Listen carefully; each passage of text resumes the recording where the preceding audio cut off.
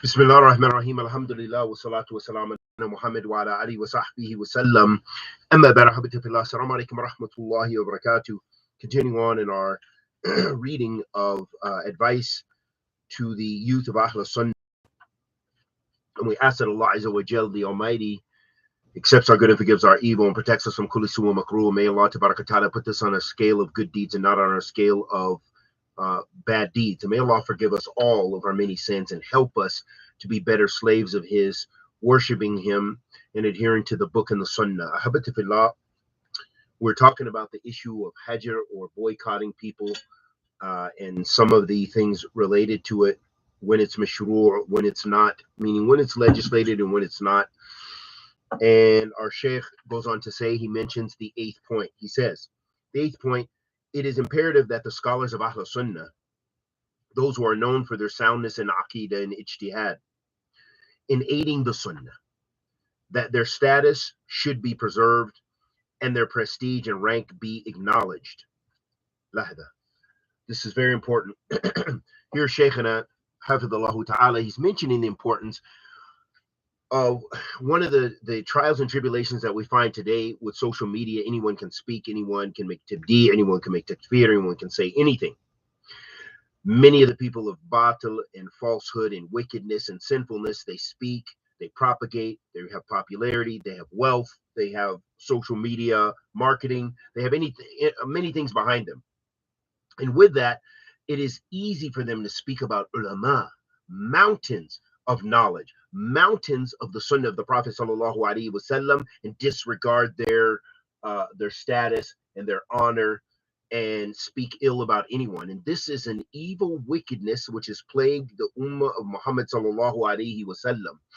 And it's so important for us to realize and acknowledge that, and safeguard our tongues against the ulama Sunnah, these people who've spent their lives preserving the Sunnah of the Prophet ﷺ and propagating it, teaching in small circles and large circles, in the East and the West. They propagate and they serve Allah subhanahu wa ta'ala's deen.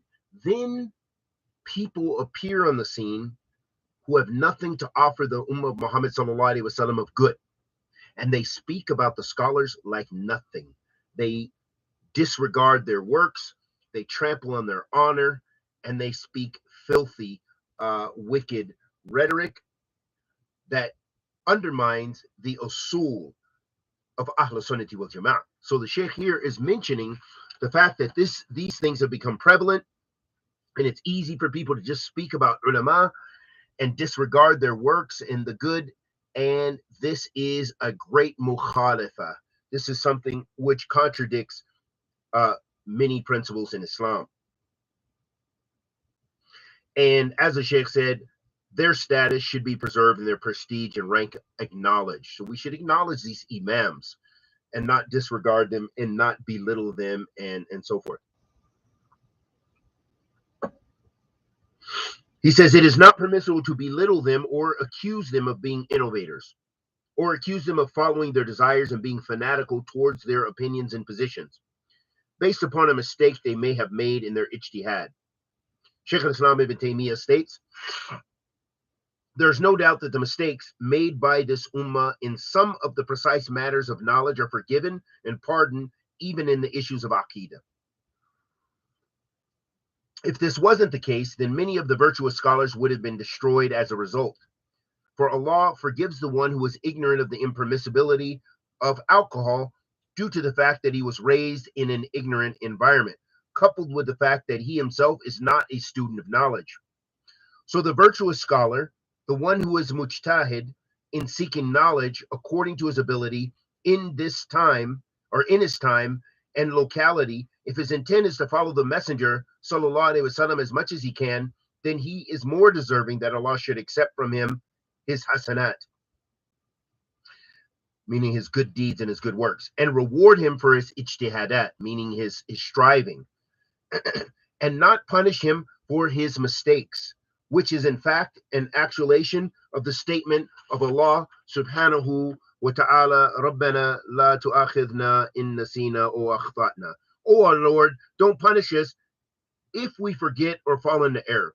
So this is very important, ahabati fillah, is that we know and understand No one is infallible. The scholars make mistakes, but preserving the honors of Ahl Sunnah, the A'immat Sunnah, because as they are human and people make mistakes, great mountains of knowledge make mistakes. And as the Sheikh mentioned, Sheikh al-Islam ibn Taymiyyah mentioned that even in Aqidah, you'll find an Imam made a mistake here or made a mistake there, and the people preserve their honor, and they say, we don't follow this Imam in this mistake, and we preserve their honor, and we take their knowledge, except for in the mistake. This is the correct goal. This is the correct statement, and this would resolve so much fitna that we find between the youth of Ahl Sunnah and the du'at to Ahl Sunnah and the a'immat to Ahl Sunnah. When there's fitna and discord between those who have the same ulama, they read and teach from the same books, and they have the same basic understanding. There's no reason that they should be at one another's throats. And this is what the Sheikh was trying to make ilaj with. And this whole treatise was about how to rectify this. And the same thing as Imam Abdul Muhsin al-Abbad in his treatise. And the same with Sheikh Muhammad al-Imam in his treatise. And so many other mashayikh of Ahl Sunnah who've written about this, these issues. So he also said, meaning Shaykh al-Islam, this is the opinion of the Salaf and those Imams qualified to issue legal rulings, the likes of Abu Hanifa, Ash-Shafi'i, Al-Thawri, Dawood ibn Ali, and others, that they don't fault the mujtahid who has erred in the primary issues, meaning Aqidah, nor the subsidiary matters, meaning the fiqh. Ibn Hazm and others also mentioned this about them. They mentioned that this was a well-known position amongst Sahaba and those who followed them in goodness, radiyallahu ta'ala anhum ajma'in, and the well-respected imams of this religion. They don't make takfir, nor tafsiq, nor fault anyone from the mujtahidun if they err, not in the matters of aqidah, nor in the matters of fiqh. The separation between the primary and subsidiary issues is only acknowledged by the people of innovation, the people of rhetoric, Ahl Kalam, the Mu'tazila, the Jahmiyyah, and those who follow their methodology. Here Shaykh al-Islam ibn Taymiyyah is blasting.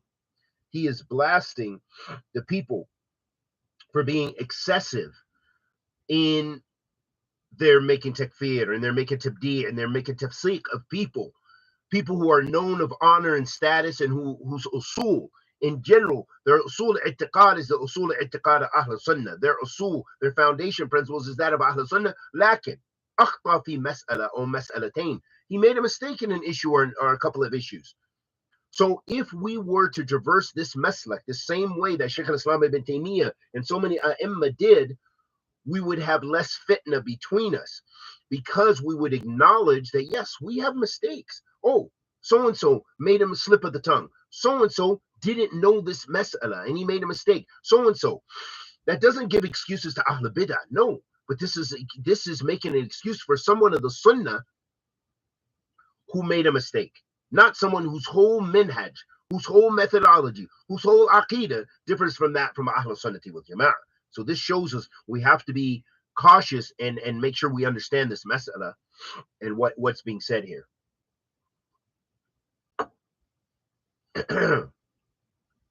The establishment of this principle does not mean that the scholar should not be advised if he makes a mistake or errors. Rather, it is obligatory for the one who recognizes his error to advise him. Rather, this is considered reverence of him and seen as an act of goodness. But this advice should be done with leniency and gentleness, and in a manner that is commensurate with his prestige and rank and knowledge and virtue. If he retracts from his mistake and returns to that which is correct, then this is accepted from him. And it is not permissible afterwards to talk about him or blame him for his mistake, and there should be no doubt about his return to the haqq. SubhanAllah, look at this is qawi jiddan. Because Shaykh al-Islam ibn Taymiyyah, he really, in a lot of his works, he really helped to define, refine, give tajdeed, give a revigorance to the madhab of the Salaf, and a deep analysis into the madhab of the Salaf, and codified the madhab of the Salaf. And so he went into those books and would come up with these and abstract these qawa'id and some of these usul and some of these principles to let us know how to deal with the mistakes of one another, and detail these things intricately like none other. And this is what some of the value of Sheikh al-Islam Ibn Taymiyyah, rahmatullahi alayhi, rahmatun wasiyah. Sheikh Ibrahim goes on to say, he says, if he doesn't retract his mistake, meaning this is an alim of the Sunnah who's made a mistake and he's been advised, based upon a particular understanding that he holds or due to a misconception which has hindered him from understanding the truth of the matter, then the error itself should be considered. If in fact his error is something which is restricted to himself, then he is free from blame due to his self-admonition. But if in fact this error has spread amongst the people, meaning this is something he did privately and no one else knew about it, you know, and maybe just one person, and this person wanted to advise him or whatever. But if the mistake has been spread amongst the people, meaning it's widespread, then they are free, then they are to be made aware of it and cautioned against it, along with the preservation and the rank of the status of that scholar men, Ahl Sunnah wal Jama'ah. He's talking about ulama sunnah, that we maintain the respect, honor, and prestige. We should not be running around, rushing around, belittling ulama. And you find this amongst many shabab who claim to adhere to the manhaj of the Salaf, and you see how easily off their tongue they speak about ulama, major scholars, and even minor scholars, or scholars mutawassit in the middle, just like nothing. Like nothing. It's so easy for them, shamelessly. And this is something which is shameful, because it is an undermining of the manhaj of the Salaf and what we learn from the book and the sunnah of the Prophet sallallahu alayhi wa alihi wasallam. It is important here that we draw attention to two important principles. Now, Sheikh Ibrahim is going to give us two important principles. First, dedicating oneself totally to the haqq. SubhanAllah. If you honestly, you dedicate yourself to the haqq, best, that's the reason you're speaking. That's the reason you're refuting. That's the reason you're restraining from refuting. All of it is around the haqq. Then you've already, yusib fi khair. You've already entertained good and you're on the path of goodness. Secondly, preserving the status of the ulama. Why is it so easy to speak about ulama?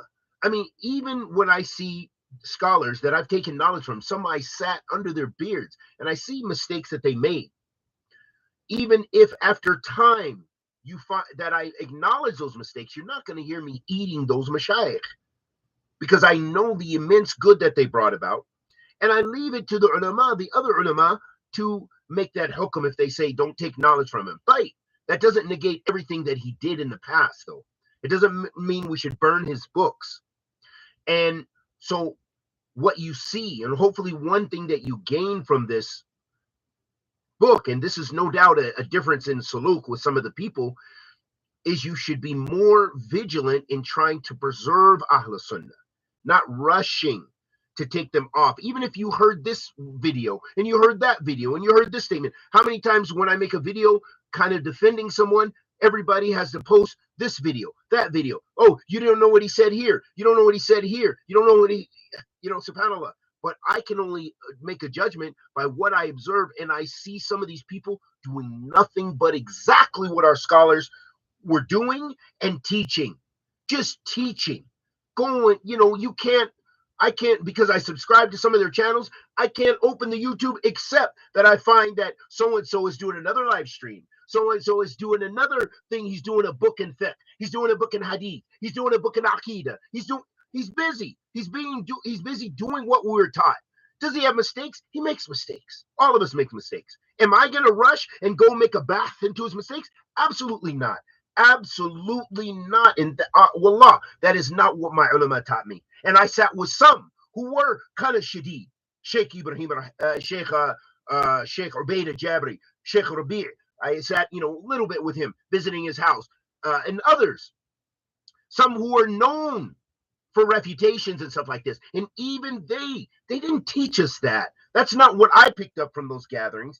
I didn't pick up that we should be running and making, doing everything to undermine people of the Sunnah, that we should rush, that we should spy on, that we should take people who are liars and take their speech and then say, oh, so-and-so said this, so-and-so did this, he's in the gathering, the Hizbi Sheikh, what do we say about this guy in North America and this guy in Australia? He's with the Hizbi Sheikh. Oh, Muqtadiya. I didn't learn that from the Mashayikh. I did not learn that from the scholars. Come, min ulama, come. We sat in Medina for years. We sat in Hayl. We sat in Hafuf. We sat in Dammam. We sat in Yemen, in Aden, in Sana'a, in Damaj, in Hadramaut. Mada Tarid. What do you want after that?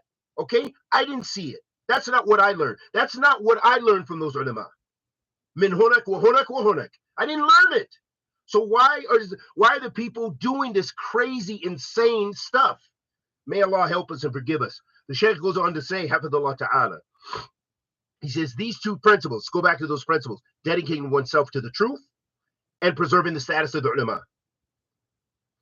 These two principles do not contradict one another as far as Ahl Sunnah are concerned, and none should go to the extreme concerning one of them at the expense of the other. For loving the ulama, acknowledging their rank and status does not mean that you have to be silent about their mistakes or avoid cautioning the people against them. So it's not going to one extreme. We don't say, oh, he did all these books, he's from Ahl Sunnah, he can never make a mistake and he never leave the Sunnah. That's not what we're saying. That's not what we're saying. But we're saying give as much benefit of the doubt to the ulama Sunnah that, when there's one of the Mashayikh who's known for the da'wah to Ahl Sunnah, known for the da'wah to Salafiyah, don't rush to take him off the minhaj. Make sure it's with bayan and it's clarity and it's clear mistakes and it's truthful speech and that it's coming from the ulama. And also, even with that, it may not be necessary for you as a student of knowledge or a lay person or a beginning student of knowledge to even get into that. Why are you even involved in that? Just keep seeking knowledge. This is what the ulama were kept telling us. He says,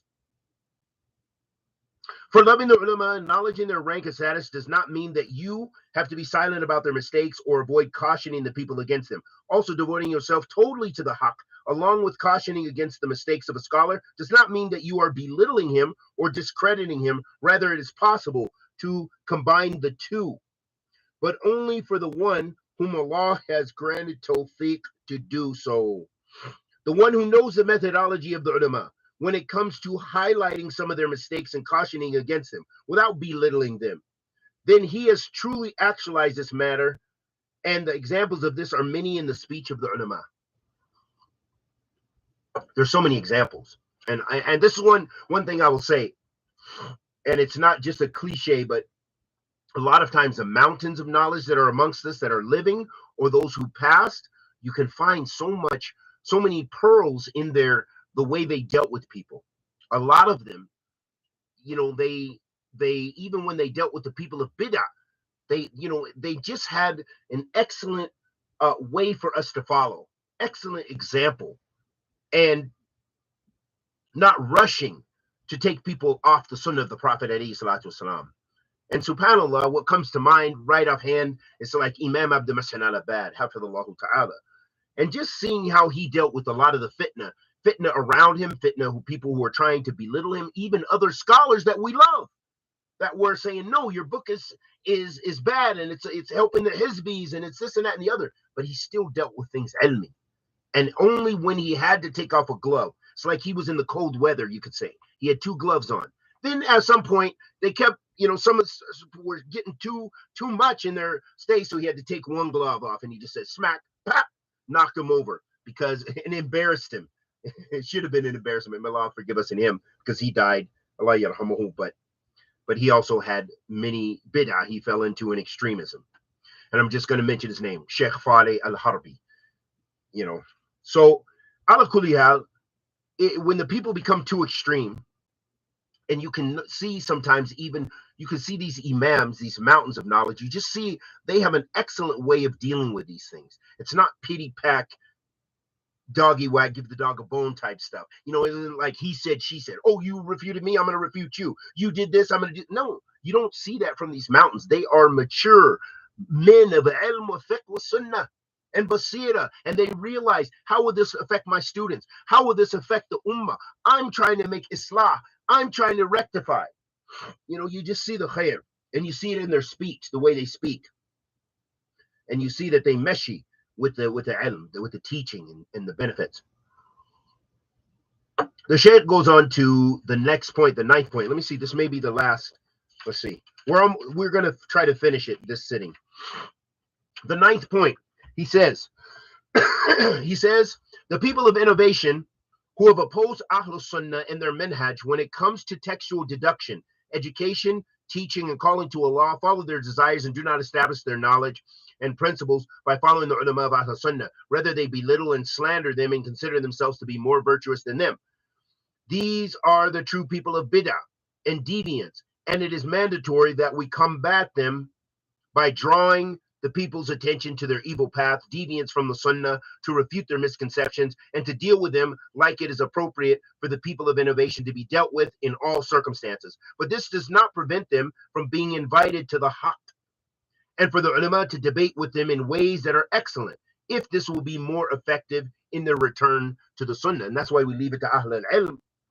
And that's why generally the minhaj of the Salaf, as we said, is not that of debating and argumentation and so forth. But if it comes down to it, and a person has the itqan, you know, they're well grounded, a person of knowledge, and they're articulate, they're able to, and they know the mas'ala, and they're not going to make tajawuz, then under certain circumstances, you know, and you know, with the guidance of the ulama or the guidance of the sultan, if they have a Muslim leader, then in certain circumstances to clarify the haqq, it's permissible.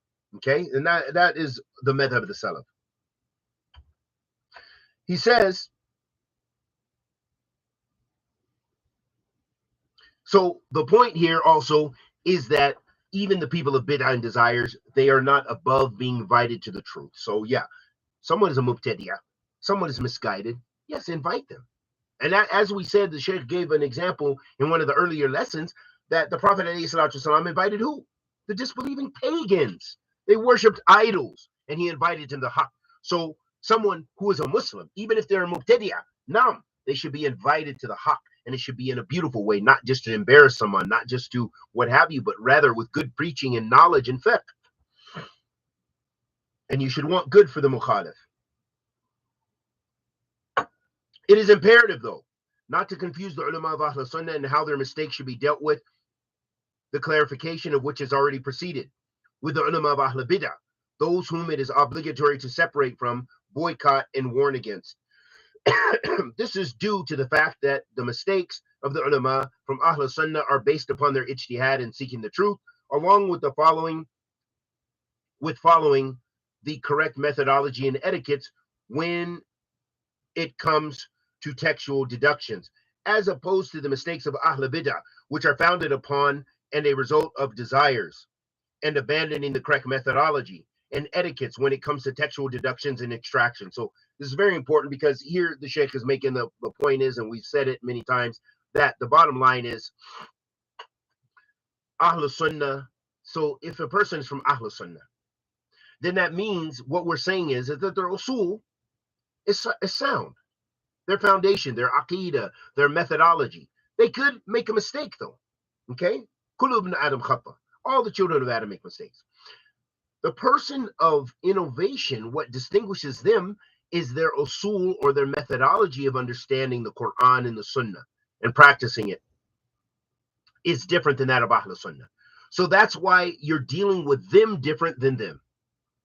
Those you're dealing with different than those ones. Okay, so, and we've already talked about it. We discussed it extensively, and if there's any questions, we can always go back to it, but there's no sense in me talking to myself and reiterating the same thing. So, as the Sheikh said, it's imperative, though, not to confuse the ulama of Ahl Sunnah with the people of bid'ah, with the ulama of bid'ah. The distinction between the two has to be defined. This is the sole contrast and distinction between Ahl Sunnah and Ahl Bid'ah, and by this, it will become clear to the intellectual one why some of the imams from Ahl Sunnah who have erred by agreeing with some of the opinions of the people of bid'ah in a few specific issues were not considered to be innovators, meaning that there was great imams all throughout history, imams of Ahl Sunnah, but they had some mistakes in Aqidah. They made mistakes, but it wasn't because of their desires. They weren't known to be people who would fight the truth. They were people who proponents of the truth. They propelled the truth. They supported the truth. They aided the truth, and they protected the truth, like Imam An-Nawawi, like Imam Al-Hafiz Ibn Hajar al-Asqalani, wa kathir, and so many ulama that might have fallen into a mistake even in Aqidah, as we said. And Shaykh al-Islam ibn Taymiyyah, affirmed that, as we said. But what is the way you deal with the people of the Sunnah versus the people of Bid'ah? You maintain the honor and the status of the Sunni versus the innovator. The one whose usul is already batil, and then he makes another mistake. You don't make an excuse for him. You don't have to look any further. But the person of Sunnah, who's normally has sound Aqidah and so forth, but he makes a mistake, then you don't rush to take him off the Sunnah. You don't accept his mistake. You don't propagate his mistake. His mistake is a mistake, but you deal with him with preserving his honor and his status. Now,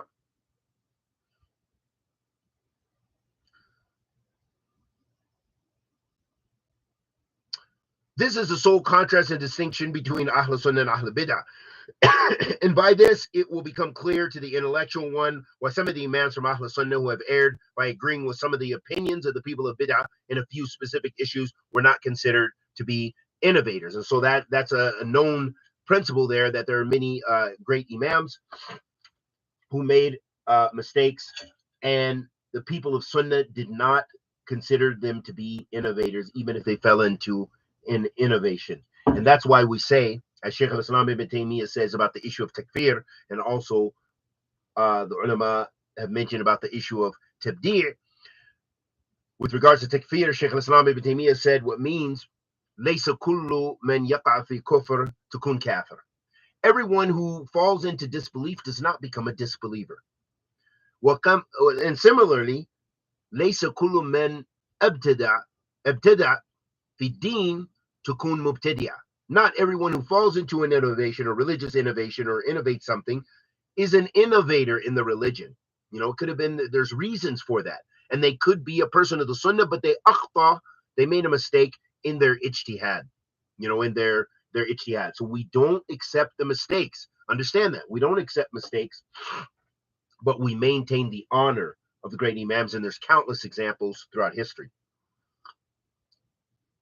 10th, which is the last point that the Sheikh mentions here, he says, I will end this piece of advice with some precious benefits that I see by acting upon them will result in a tremendous reward, merit, and will raise one in the ranks of virtue with Allah. I call my brothers to carefully consider and to act upon them, especially in these times in which fitna and hawa have become widespread and ignorance has become dominant and vast, except with those whom Allah has mercy upon.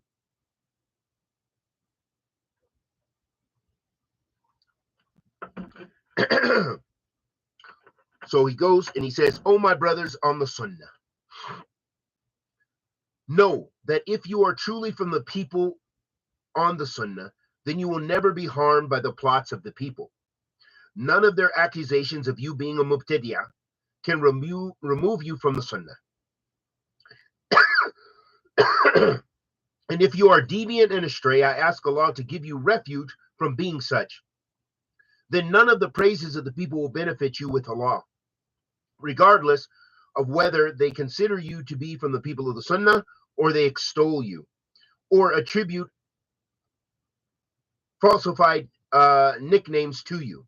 For indeed, Allah knows your true reality, just as well as you know it yourself. So I warn you against deceiving yourself, and sufficient enough for you as an admonishment is the advice the Prophet ﷺ gave to Ibn Abbas radiyallahu ta'ala anhuma, and the hadith of the three who will be the first to be burnt in the fire on the day of judgment. May Allah give both me and you refuge from this. Ameen." He says, second, know that the ulama of Ahl Sunnah, those who are firmly grounded in knowledge, did not reach the level of eminence and leadership in the religion except by tawfiq from Allah, by being patient and having true yaqeen, true certainty, as Allah subhanahu wa ta'ala says. And we made from amongst them leaders giving guidance under our command when they were patient and used to believe in our ayat with certainty. And Shaykh al-Islam ibn Taymiyyah said, with patience and certainty, you will achieve leadership in the deen. Yaqeen is potency and vigor in one's knowledge, which is founded upon sound evidence and understanding of the text. This, of course, is the opposite of that which some of the students today are pleased with for themselves. The only thing that they have from knowledge is to blindly follow a particular scholar or a student of knowledge and then claim that the truth is with him absolutely. And no one understands the Sunnah except him. This is very important because this has been a great fitna that has befallen us in some of our brothers and sisters from the Salafees even. That some of the people, they make such ta'zim of certain scholars. They'll say, and I'll just be honest, in my coming up in the years when I got introduced to the da'wah, and most of the time, a lot of people, I know a lot of people personally, and the way they spoke and the way, for example, about Sheikh Rabi' is some of the people were extreme in that they made tajawuz. They praised the Sheikh as if he could never make a mistake. They held the opinions of the Sheikh, some of them, to the degree as if it's revelation. And this is wicked. This is taqleed to a full extreme, which is impermissible. And some of the people have ta'assub, blind prejudice, that if the sheikh were to fall out with another sheikh, they don't even have to look at the reason. They just go with the sheikh. And this is wrong. And this has been a plague on the da'wah, because then the people think, oh, your da'wah is restricted to this guy and this guy. Sheikh so-and-so and sheikh, la, abadan.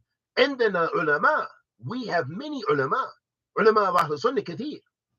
And they are known, we measure them by the truth.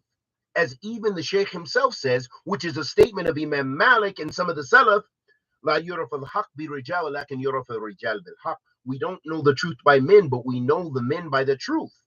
And we have to keep that. That is an important principle of Salafiyah. But instead, some of the people, with their being extreme, they took some of the principles of the Sufis, even though they claim Salafiyah.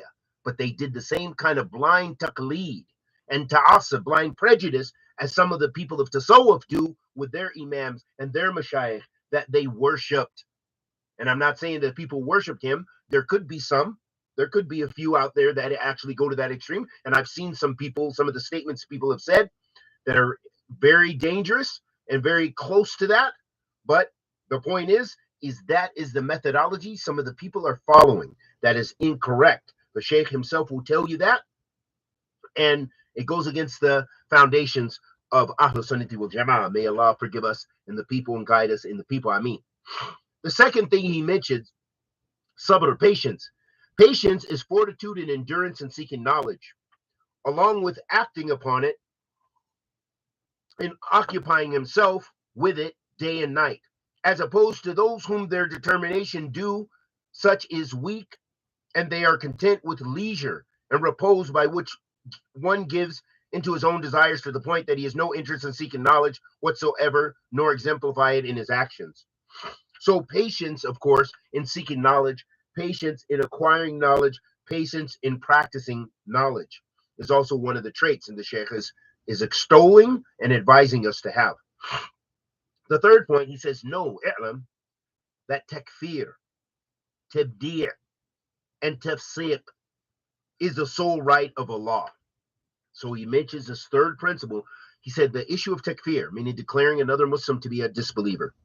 The issue of tabdi', declaring another Muslim to be a mubtadi'a, an innovator in Allah's religion. And the issue of tafsiq, declaring another Muslim to be a fasik, a wicked sinner. These are Sharia principles. That means they are governed by the shar' and qawaid and usul wa dawabit, They have criterion. They have foundation principles. And they even have mu'ana'. They have things which prohibit making takfir or making tabdi' or making tafsiq on someone. And that's why it's the right of Allah subhanahu wa ta'ala, meaning it has to be based upon the Quran and the Sunnah, not based on your desires and hawa. And who makes these judgments? These judgments are made by ulama. And these judgments are made in a Muslim country, not even officially by the ulama.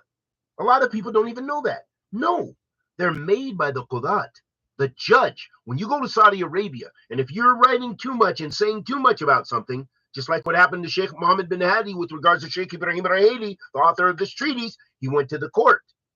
He went to the court and he was going to be punished with lashes. And similarly, like some other mashayikh that were lashed.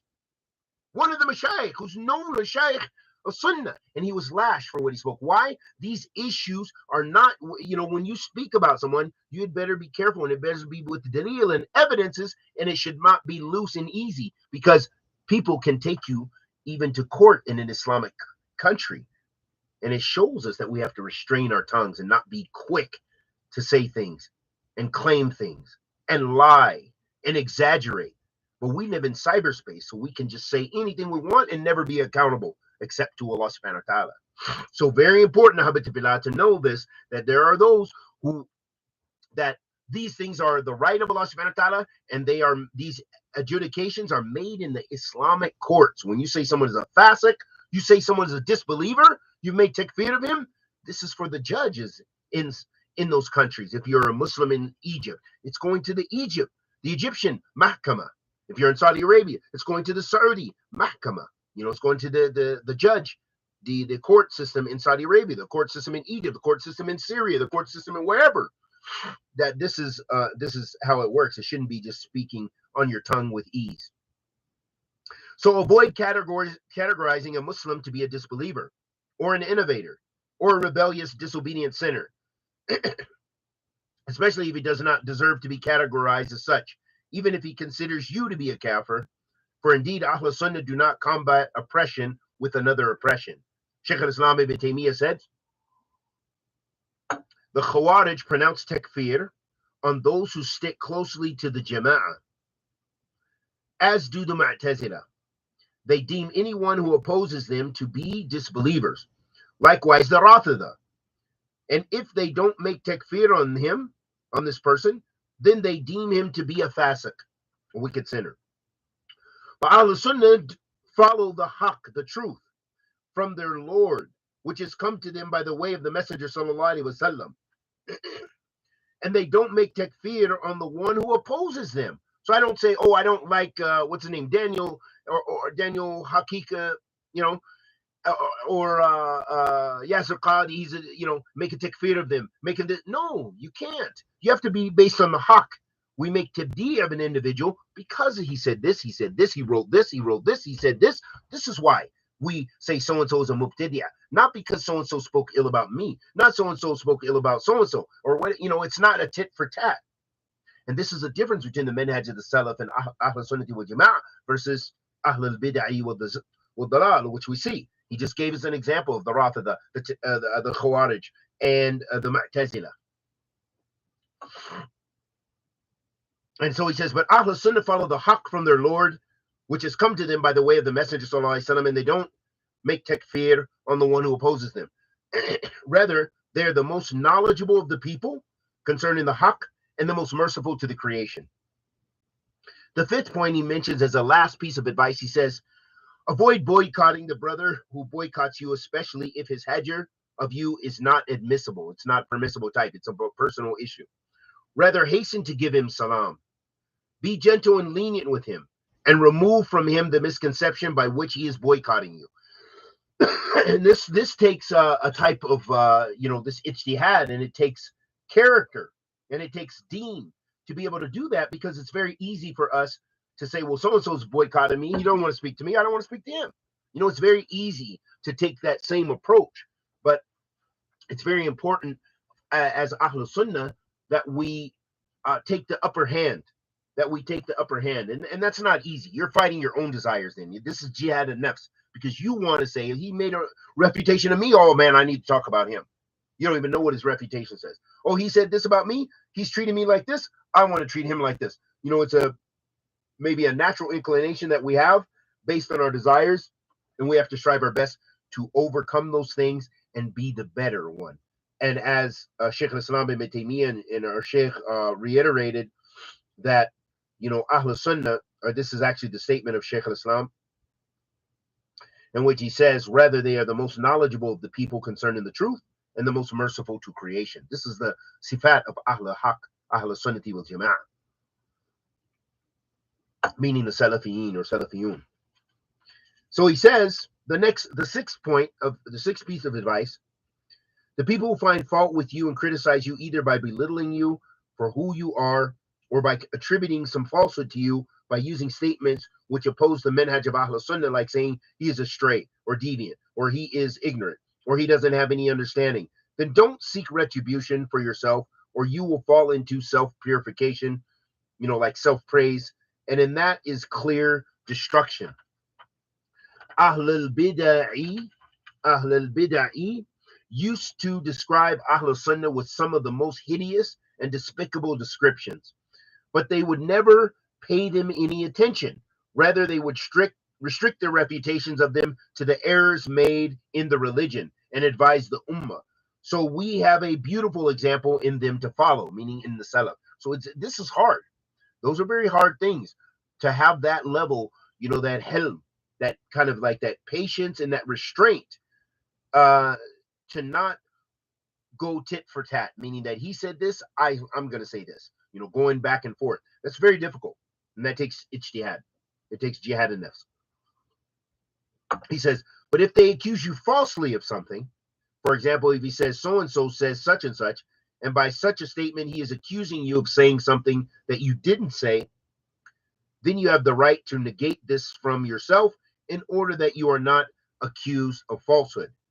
The ulama have never ceased refuting and negating false statements which were attributed to them unjustly. This is not considered self-praise, rather it is advice to the ummah. So there is a difference between this matter and the one mentioned previously. Therefore, hold tightly to the guidance of the ulama in this regard, and do not follow in the footsteps of the ignorant ones who, if someone criticizes him, then he fills the dunya with praise and extolment of himself. And we seek refuge with Allah from being abandoned by him, subhanahu wa ta'ala. He goes on to say, lastly, know that people are honored and dignified based upon their actions.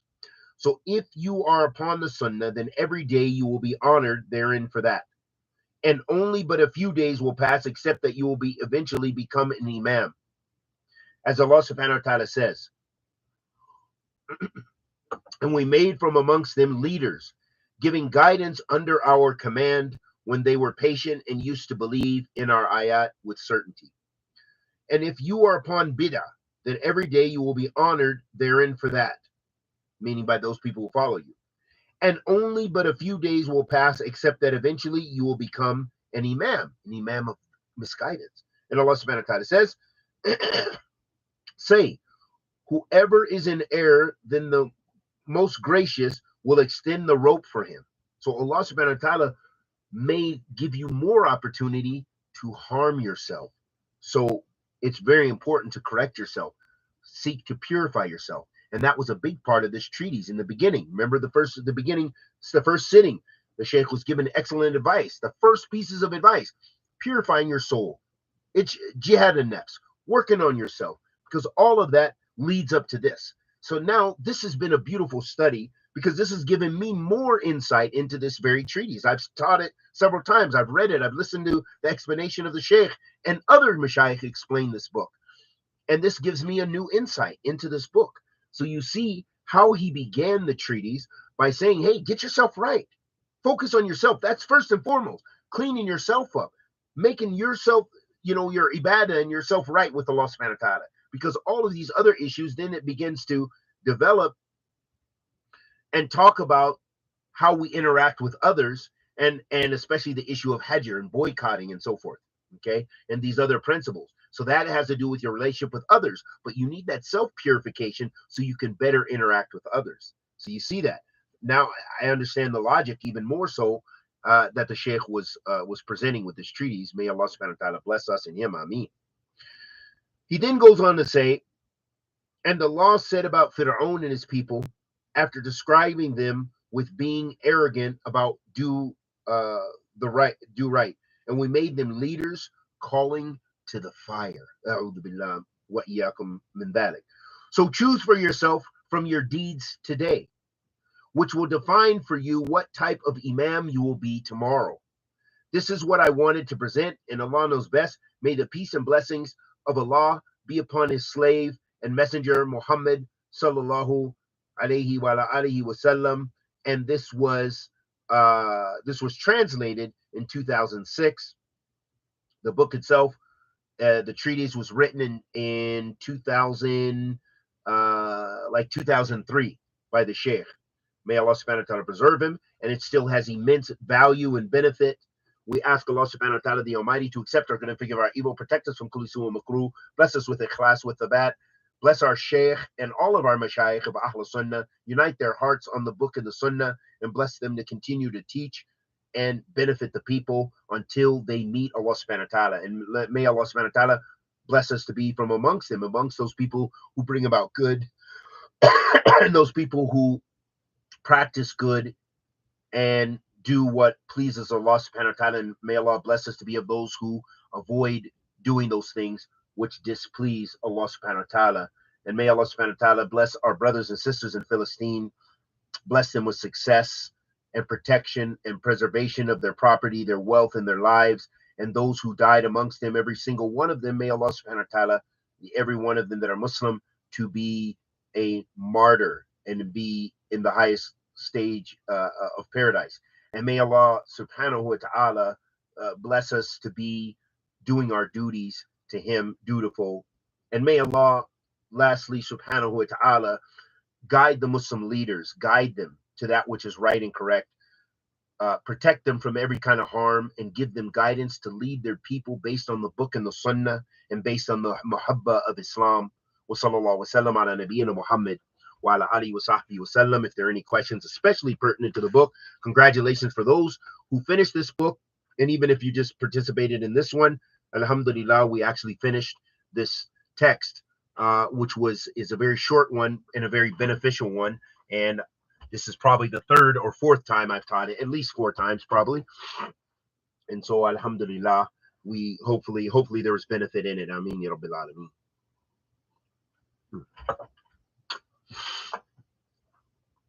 I hope that you're doing well in the best of you, man. I hope so too. And you as well, I mean. How does one not get burned out when seeking knowledge? So basically, that is one of the things that a person could do, is break it up. Not just only reading and stuff like that and memorizing. Those things are important, but to break it up. That maybe in the same day, maybe you go exercise, mix in some exercise, mix in some things, some physical activity that helps me. But maybe other people have other things. Maybe you like to sew and you do knitting. I don't know, whatever. Find some activities which are permissible, so that way you don't get burned out. No. And also remember the intent of seeking knowledge, and that will also help you too, because a lot of times we just do it and we forget that it's an act of ibadah, and to purify our intention in doing so.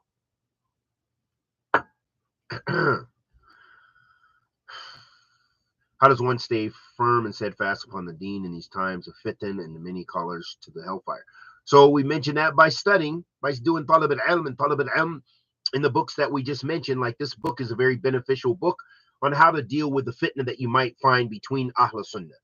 And by putting your head down and seeking knowledge from sound du'at and callers who call to the Quran and the Sunnah of the Prophet alayhi salatu wasalam, and whose knowledge can be attested to either through ulama or others or what have you. So that way you know that they're a person, inshallah ta'ala, to take knowledge from. Then bi'idnillah, you'll be on khair. Spend your time seeking knowledge and getting away from fitna and the callers to fitna.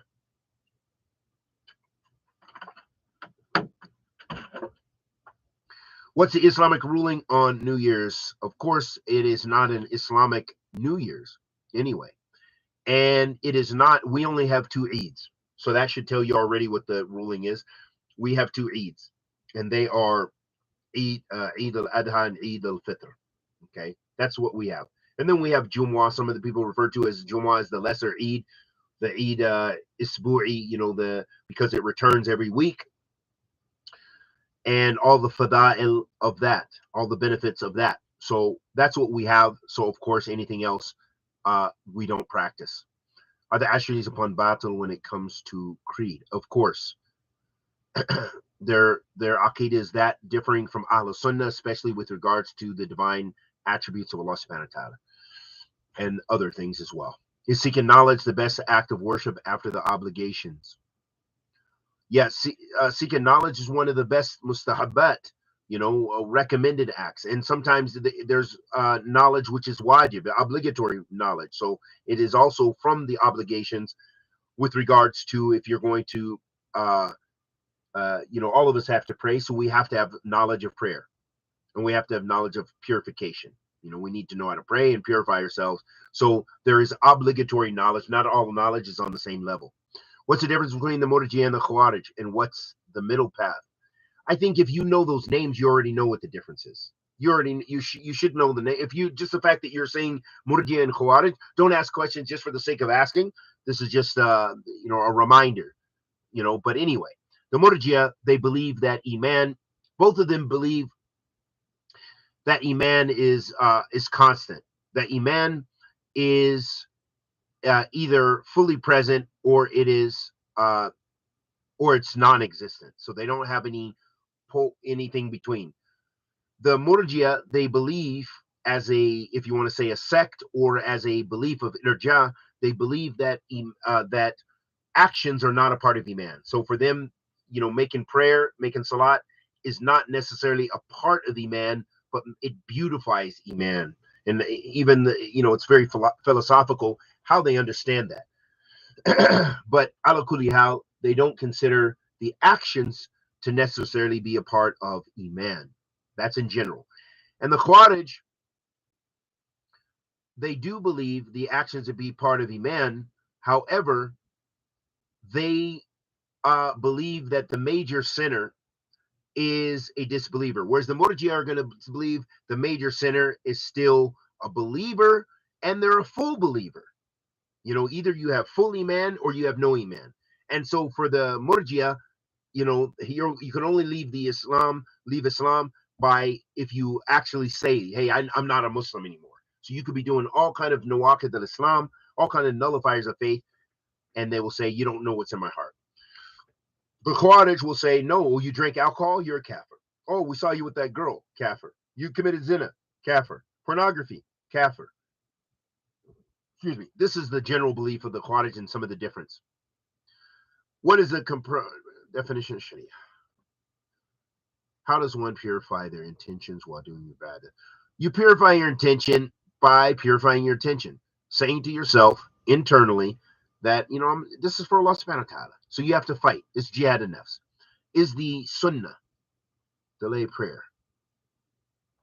Yes, it is. The sunnah from the sunnah is to delay the Isha prayer if you are not attached to a jama'ah, meaning if you're not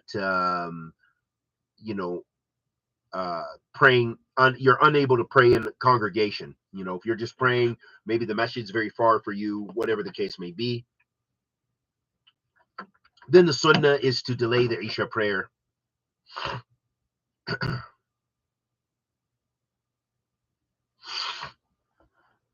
So praying it and delaying it to the middle of the night.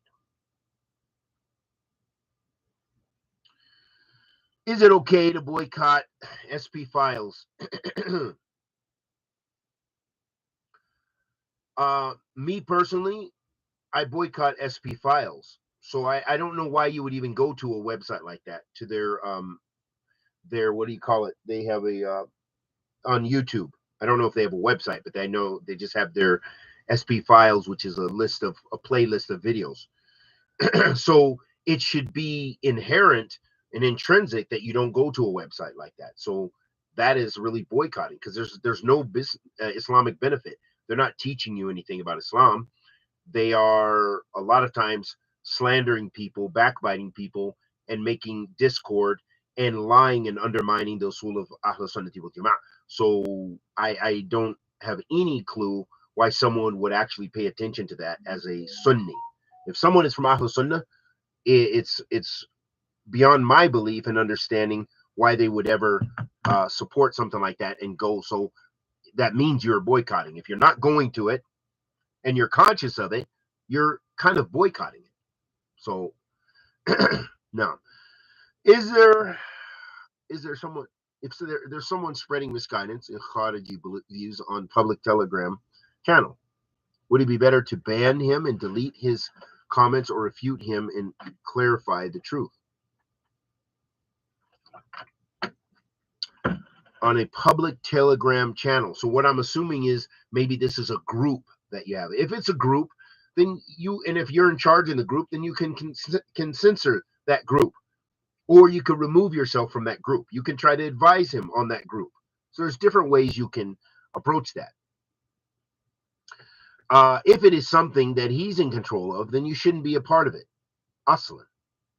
Or whoever, or everybody has an opinion on there. Those are not really beneficial groups. Those aren't groups that are going to benefit your knowledge. And you refute and clarify the truth if you know and understand the truth, and you have a level of competency to be able to clarify the truth and not get into argumentation and debate, and then maybe your knowledge is not that strong and you're unable to hold your own or whatever, and then it makes the haq look bad, okay, or ahla haq look bad. Why? Because you're unable to meet this person on their level of debate or their level of doubts that they have. So in general, I would say not to debate and argue with the people. And if you clarify the truth, make sure it's with the truth. What should someone do if their mom gets kind of mad with them spending money on books? Though they spend on their family, they just love books and researching and seeking knowledge. If it is not harming their responsibilities, as you mentioned in the question, then inshallah there's no problem with that. Bidnillah ta'ala, you can just say, this is what I like to do, this is what I enjoy. Thank you, my mother, for the advice. Isn't the middle of the night the ending time for Isha? Do you mean that after 1/3 of the night have passed? Yeah, so if you ask, the person asked about the last part of Isha, if I'm correct. Okay. So the last to the half of the night, I believe it is. And anyway, you should not delay, don't push things to that extent anyway. What I mean when I refer to delaying your Isha is delaying it a bit. Okay, maybe you delay it for an hour or two. Okay, if you have that much, depends on the shortness of the night. So again, we don't advise, delaying it to any time which is going to be a doubtful time, and that you're going to get into what would be normally the Qiyam al-Layl or what have you.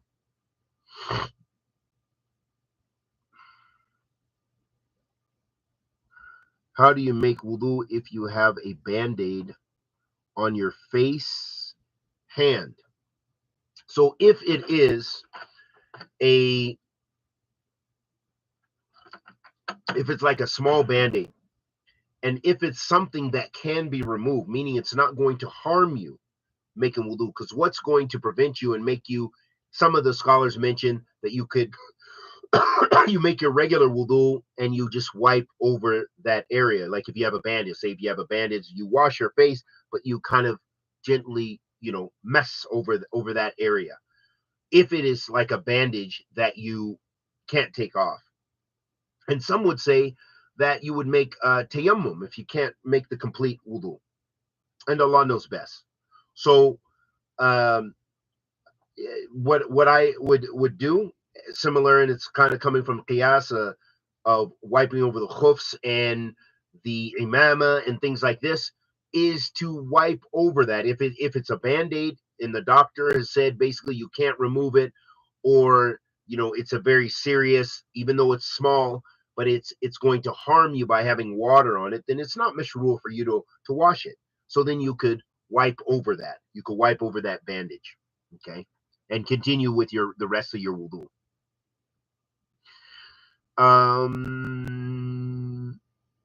How to refute a stubborn Khariji? I don't know. It's just by refuting them with the truth. It doesn't matter if they're a Khariji, if they are a whatever Sufi, extreme Sufi that worships graves. You refute them with ilm, with fiqh basira, as the Sheikh was talking about, with strong evidences. And that's what he mentioned. I think it was in the first or second, in one of the early sittings, that making sure your refutations are with knowledge and they are filled with strong, unequivocal evidences. Very strong. Now,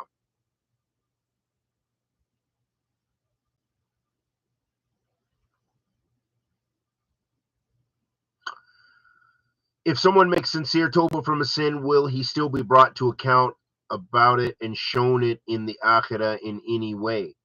If a person makes tawbah, they will be forgiven. If they make a sincere tawbah, they followed the conditions for tawbah, and they were sincere, then they're forgiven for that. That's wiped away. Khalas, intahina. If a son or daughter sees their parents doing acts of disobedience, what should they do? They can advise their parents if they have the ability to do so, period. In a very nice, kind, and gentle way, as I've said countless times. Some people are asking way too much. Who opened the land of Turkey to Islam? Who opened the land of Turkey? I don't know. You can go into the history and find out and read about it. And we ask Allah subhanahu wa ta'ala, the Almighty, to accept our good and forgive our evil. Wa sallallahu wa sallam ala nabiyyina Muhammad wa ala alihi wa sahbihi wa sallam. Jazakallah khairan. Wa faqna wa iyyakum ila kullu ma yuhibbuhu Allah wa yardah. Wa sallallahu wa sallam ala nabiyyina Muhammad wa ala alihi wa sahbihi wa sallam.